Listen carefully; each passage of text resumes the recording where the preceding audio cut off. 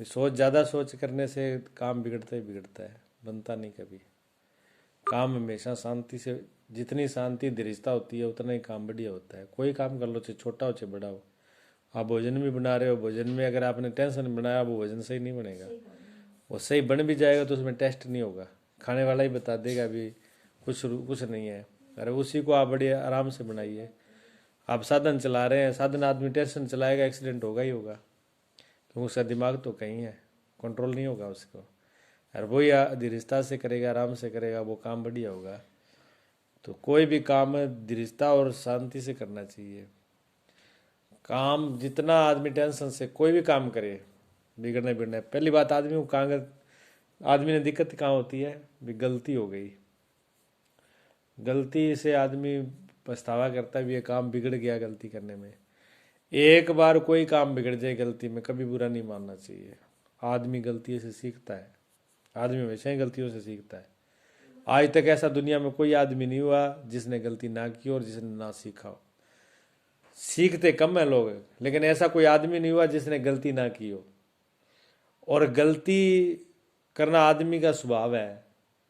बिना बच्चे को आप सीधा कहते हैं, छोटे से बच्चे को भी वो खड़ा होकर चलने लग जाए, पैर कैसे चल जाएगा? कितनी बार गिरेगा वो भी 10-20 बार गिरता है, पता नहीं 50 बार गिरता है एक दिन में। फिर 6 महीने लगते हैं उसको पैरों पर चलने में। 6 महीने पैरों पर चलने में लगते हैं और एक दिन में वो 10-20 बार गिर जाता है। किसी को टेंशन होती है क्या उसकी? किसी को टेंशन नहीं होती, किसी को टेंशन नहीं होती। ना माँ बाप को होती, ना परिवार को होती, ना पड़ोसी को होती, ना उसी को होती है जो गिरता है। अगर वो एक बार ही गोड्डा फुड़ा लेगा तो मैं तो खड़ा होऊंगा ही नहीं, मैं तो गिर जाऊंगा। जिंदगी में चलेगा वो? कभी कभी नहीं चल सकता। ना तो जो गिरता है उसको टेंशन होती है, क्योंकि वो जानता ही नहीं टेंशन क्या होती है। ना उसको ये पता होता है भी गिरना क्या होता है। वो तो गिर पड़ता है, फिर चल भूल जाता है वो थोड़ी देर बाद में। आप बच्चे को 1 मिनट पहले थप्पड़ मार दो, वो रोने लगेगा, आपकी तरफ टेढ़ा मेढ़ा देखेगा। और दूसरी मिनट में आप टॉफी निकाल के जेब से उसको लाड करना और खिला देना, आपके साथ टॉफी ले लेगा, हंसने लगेगा। 1 मिनट बाद में वो भूल जाएगा भी इस आदमी मेरे को थप्पड़ मारा था, उसके दिमाग से हट जाती है वो चीज़। इसी तो कहते हैं बच्चा, जिसने लिखा कि मेरे प्रभु के राज्य में वो व्यक्ति प्रवेश होता है जो बच्चे की तरह है। बच्चे की तरह ये मतलब नहीं कि वो बच्चा है तो बच्चे सारे ही प्रवेश कर जाए, लेकिन बुढ़ा हो गया, जवान हो गया, पूरी उम्र ले ली, लेकिन वो उसका स्वभाव बच्चे की तरह है, ज़्यादा टेंशन नहीं रखता, मस्त रहता है। ना आगे की सोचता है ना पीछे की सोचता है। पीछे क्या हुआ था उसका हिसाब किताब नहीं, आगे क्या होगा उसका भी उसको हिसाब किताब नहीं है। वो तो जो हो रहा है सामने, बस जब लाड प्यार किया तो उसमें मस्त है, किसी थप्पड़ मार दिया उतनी देर रो लिया, थोड़ी देर बाद में उसको हिसाब किताब नहीं रहता, भी इसी आदमी ने मेरे को मारा था, उसको भूल जाता है वो। जिंदगी ऐसी चलती है। आदमी जो सिर पर वजन लेकर ढोते हैं ना, फलाने आदमी ने उस टाइम मेरे को ये बात की थी, पड़ा पड़ा बिस्तर में पड़ा है और वही सोच रहा है उस आदमी ने से मेरे को क्यों बोला, मैं तो उसको जवाब दूंगा, मैं उसके साथ ऐसे करूंगा, उसने मुझे ऐसा किया मैं उसके साथ। वो अपने बिस्तर के अंदर पड़ा पड़ा अपनी नींद खराब कर रहा है और अपनी शक्ति को खराब कर रहा है और कुछ नहीं कर रहा। जब कभी समय आएगा उस समय में पता नहीं क्या होगा, समझ में आ रहा है? उस समय में पता नहीं जवाब देने लायक होगा कि नहीं होगा, वो टाइम बताएगा ना। छोड़ दी उस बात को, कभी आएगा तो जवाब दे दिया, बात खत्म है।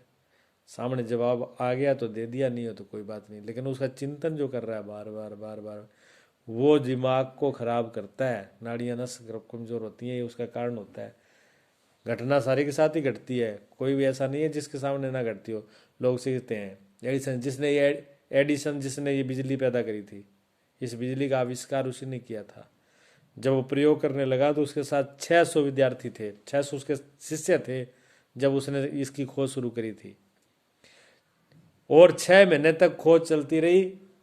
उस व्यक्ति ने 300 बार प्रयोग किए, 300 बारी में प्रयोग फेल हो गए, उसके लाइट तैयार नहीं हुई। 300 बारी का प्रयोग तक उसके जितने भी 600 आदमी थे जो उसके शिष्य थे, जो उसके साथ काम कर रहे थे, वो छोड़ के चले गए कि आदमी पागल है। 1 बार कर लिया, 2 बार कर लिया, 3 बार कर लिया, 4 बार कर लिया, एक ही काम को, एक ही प्रयोग को अलग अलग ढंग से 300 बार कर चुका और वो सिद्ध हो। बिजली जैसी कोई चीज़ होती नहीं, बनेगी नहीं, तो बेवकूफ़ है, इसका दिमाग खराब है, इसके पीछे हम थोड़ी दिमाग खराब करेंगे। छोड़ के चले गए। लेकिन उससे जब पूछा, उसने कहा कि मान लो भी एक काम 700 बारी में होना है और 300 बारी का हमने कर ली, तो 300 हमने गलती करी क्या है, 300 बारी तो कम हो गई, 400 ही तो बाकी है, 400 और करके तो सिद्ध होगा भी। एक काम में अगर 700 बारी गलती लिखड़ी है तो वो तो होगी क्या, पता नहीं 700 बार प्रयोग सही होगा कौन सा होगा। ऐसे करते करते कहते हैं उसके पास एक ही विद्यार्थी नहीं रहा, 600 के सारे भाग गए।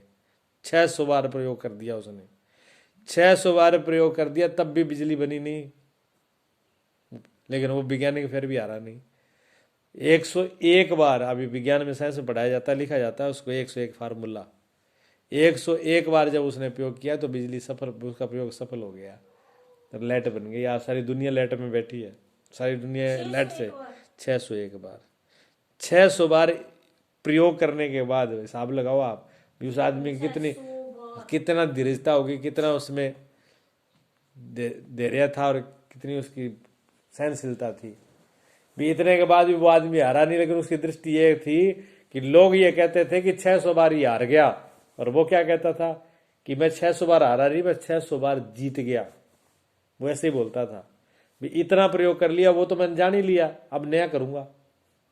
जो प्रयोग मैंने कर लिया उससे वो चीज नहीं मिली, तो ये प्रयोग तो मैं कर चुका हूं, अब ये दोबारा नहीं करूंगा, मैं अब नए तरीके से करूंगा। वो हर बार नया तरीका बदल देता था, हर बार नया फार्मूला कर देता था और उसमें फेल होता था, लेकिन वो उसको खुशी होती थी। कहते ये भी रिटायरमेंट हो गया, अब ये भी रिटायरमेंट हो गया, अब ये कोई तो आएगा नंबर, और आ गया। और आज पूरी दुनिया देख लो बैठी हुई है, उसी विज्ञानिक की देन है। पूरी दुनिया प्रकाश में, बिजली की लाइट से कितने काम हो रहे हैं लाइट से, कोई है अंदाजा? हर काम हो रहा है, कितना प्रकाश है। आज दुनिया लाइट से चल रही है, बिजली थोड़ी सी नहीं होता है तो हो जाती है।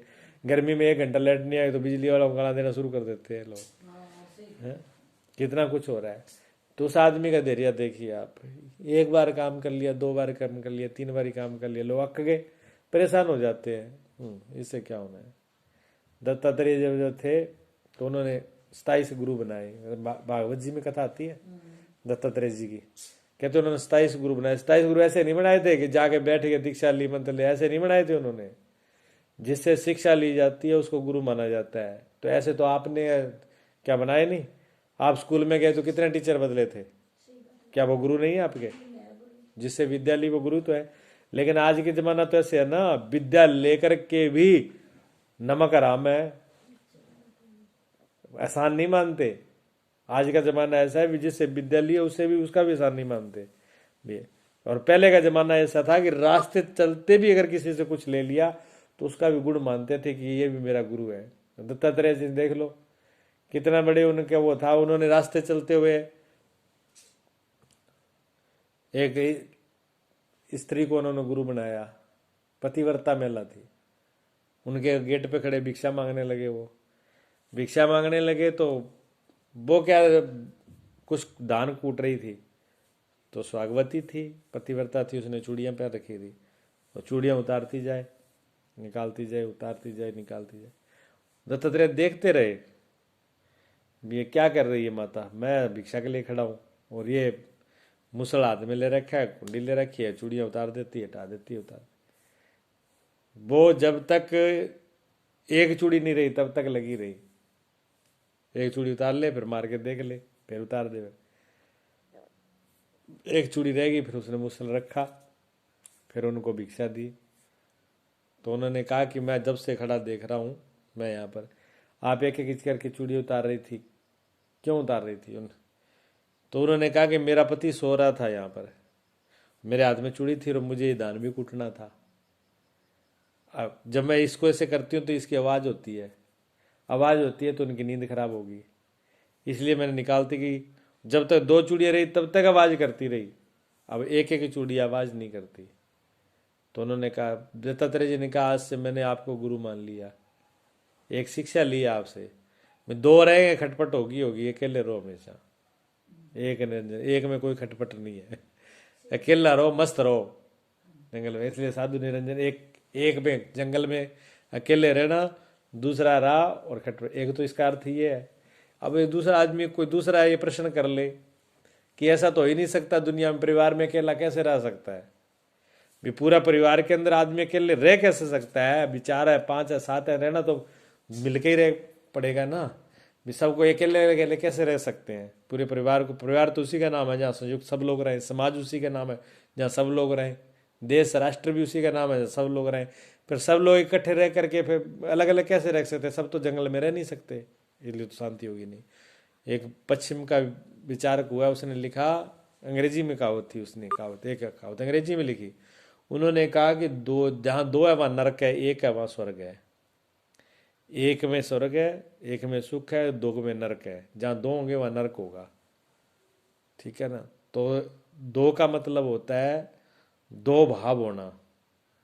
जैसे अब घर में 4 आदमी हैं, 4 व्यक्तियों का मन एक है, सबके विचार मिल रहे हैं, मन एक है, एक दूसरे की सब सुनते हैं, कहते हैं और प्रेम से रहते हैं, तो वो एक ही है, फिर 4 नहीं है, फिर वे एक हो गए। 4 कहाँ है, क्योंकि चारों का मत एक ही है, मत एक है, विचार एक है, भाव एक है, तो अलग अलग नहीं होगा, वहाँ कभी दुख नहीं होगा, पीड़ा नहीं होगी।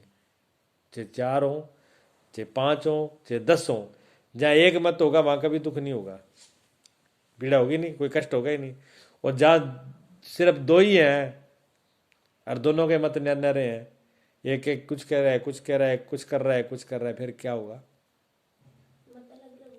मत अलग अलग हो गया, वहाँ सुख होगा कि दुख होगा, वहाँ पीड़ा होगी एक दूसरे से, वो कहे ये मेरी नहीं मानता, वो कहे ये मेरी मानता नहीं, वो कहे ये करो, वो कहे ये करो, एक दूसरे के, तो वहाँ 2 मत, 2 रास्ते हो गए, वहाँ पीड़ा दुख होगी होगी, वहाँ नफरत हो जाएगी। तो जो 2 भावनाएं 2 हैं, जहाँ द्वेष भाव है वहाँ पर मत 2 है, वहाँ दुख होगा। और जहाँ एक ही मत है वहाँ भले 50 आदमी बैठे हों एक मत के, वहाँ कोई लड़ाई नहीं, कोई झगड़ा नहीं, कोई नहीं। तो एक मत तो क्या नाम ही एक है, एक हो जाना, एक हो जाने का नाम ही एक है। जहाँ एक हो गया वहाँ पीड़ा नहीं है। दत्तात्रेय जी ने कहा कि मैंने आपसे शिक्षा ले ली, एक है वो हमेशा सुखी है, कोई खटपट नहीं है, अलग रहना चाहिए। तो 2 अर्थ बनते हैं, एक तो अकेला ही रहना, ठीक, और एक सारा इकट्ठे रहकर भी एक होके रहना, वो रहता है प्रेम में। ठीक है।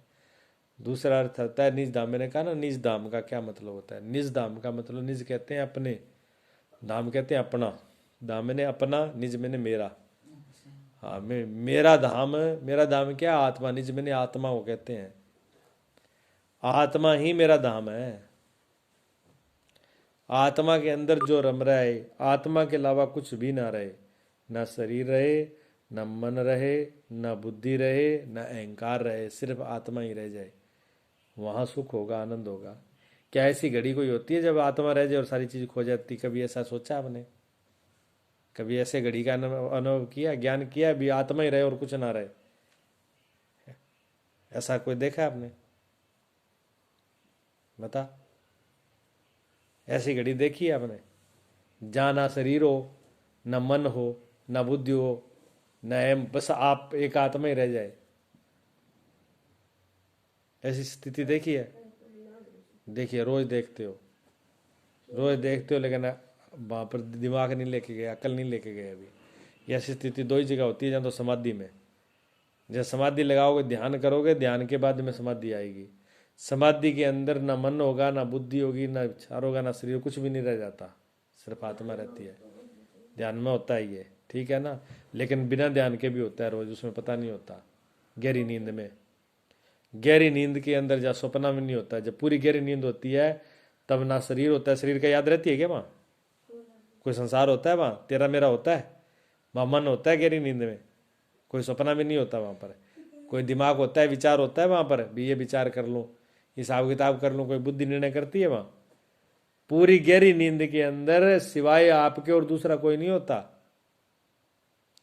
जब दुख होता है कि सुख होता है, ये बताओ? पूरी गहरी नींद में सुख होता है कि दुख होता है?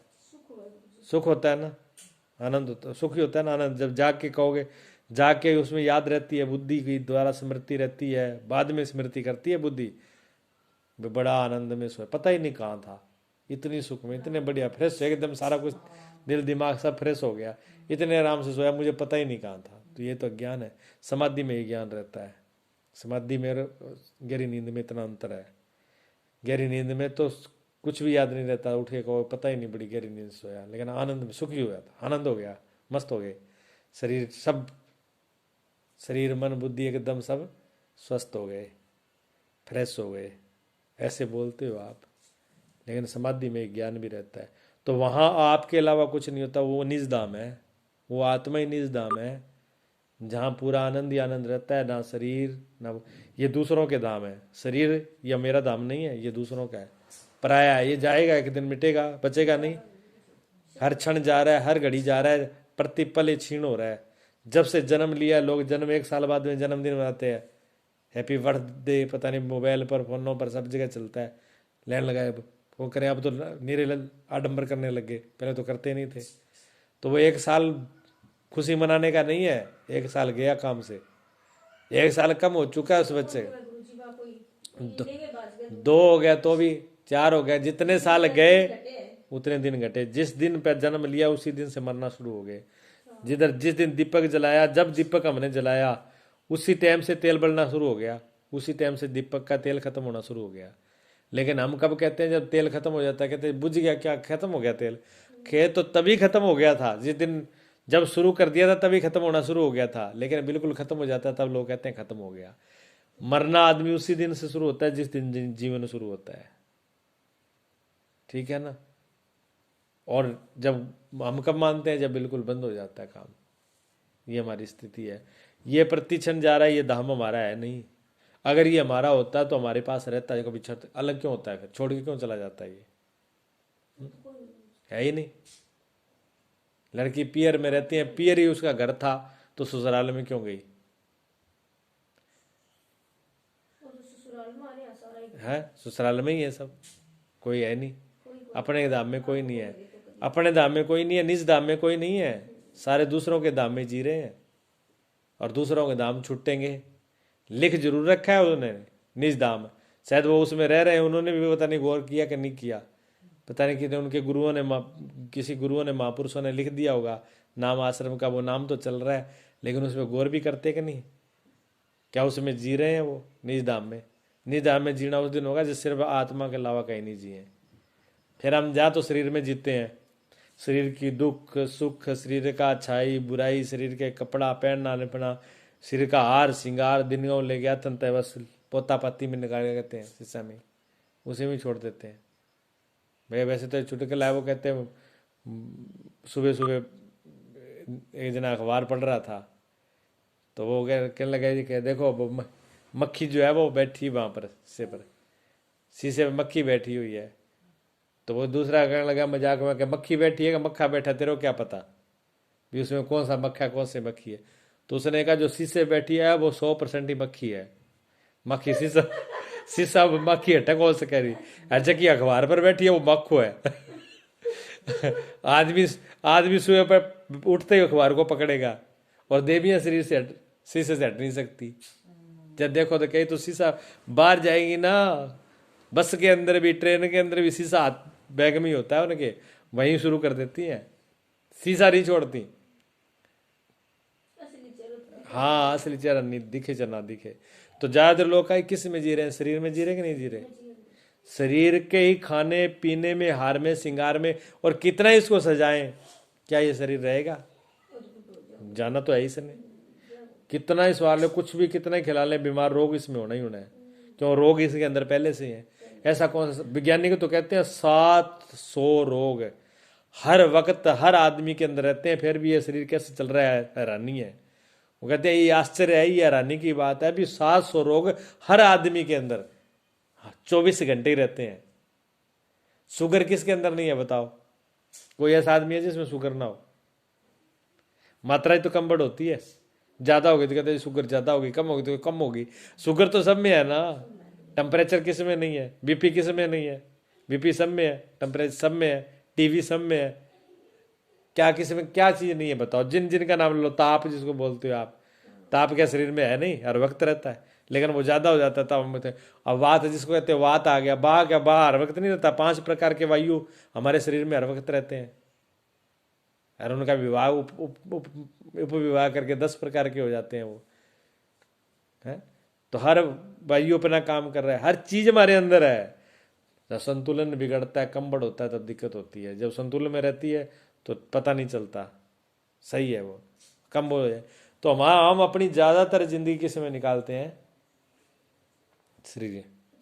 शरीर के दाम में।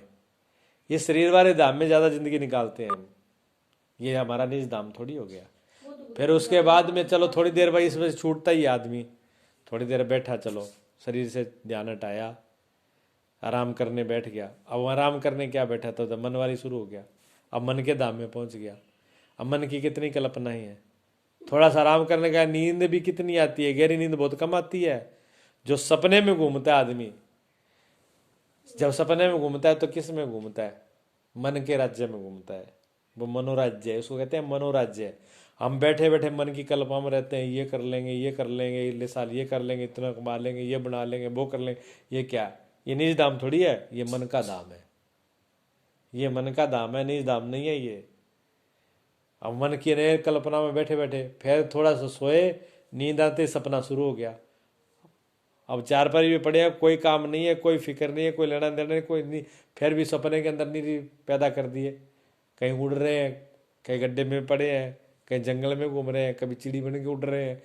सपने पता नहीं कैसे कैसे आते हैं, बेतुके।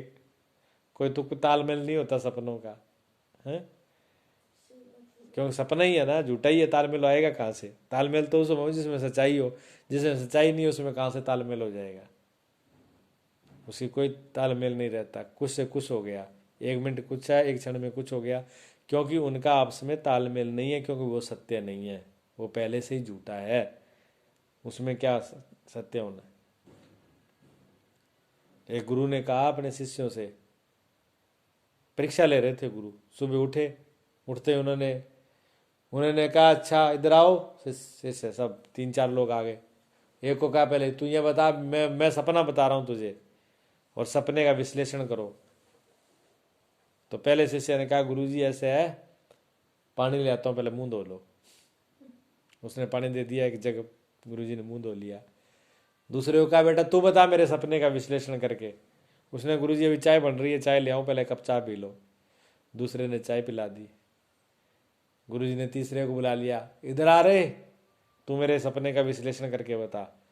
उसने गुरुजी पानी डाल रखा है स्नान घर में, एक बार नहा लो।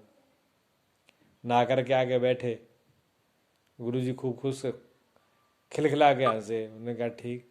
उन्हें कहा शिष्य ठीक समझ गया, आज नंबर आना था पिटाई का। जो भी अगर विश्लेषण करता वो पिटता, क्योंकि सपना ही झूठा, सपना नाम ही झूठ का है, उसमें विश्लेषण करने जैसा कुछ भी नहीं है। इसलिए तीनों शिष्यों ने कोई विश्लेषण नहीं किया, कोई जवाब नहीं दिया। एक ने चाय पकड़ा दी, एक ने पानी पकड़ा दिया, एक ने नहाने के लिए पानी डाल दिया, लेकिन किसी ने सपने का अर्थ